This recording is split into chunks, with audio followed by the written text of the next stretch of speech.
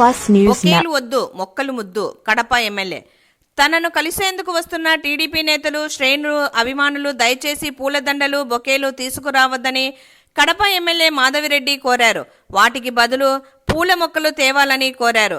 Green కడపలో భాగంగా మొక్కలను పెంచి భవిష్యత్ తరాలకు పర్యావరణాన్ని అందజేస్తాం అన్నారు. కడపలో అధిక సంఖ్యలో మొక్కలు పెంచి కడపను గ్రీన్ కడపగా మార్చాలనేది తన ఆకాంక్షగా వివరించారు.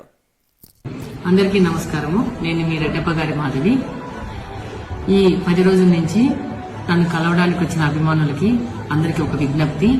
మీరు ఈ శాలువాలు, బొకేలు ఇవన్నీ మీరు తీసుకురావద్దండి. ఎందుకంటే దానివల్ల మీ యొక్క డబ్బు ఖర్చు అవుతుంది. మీకు ఏదన్నా తీసుకురావాలంటే ఒక మొక్కను తీసుకురండి. మా ఎన్నికల మేనిఫెస్టో ప్రకారము కడపను గ్రీన్ కడపగా తయారు చేయాలనేది మీ యొక్క సహకారం కడపను గ్రీన్ కడపగా చేయడంలో వాడుకుంటామని విజ్ఞప్తి చేసుకుంటున్నాను. Thank you very much.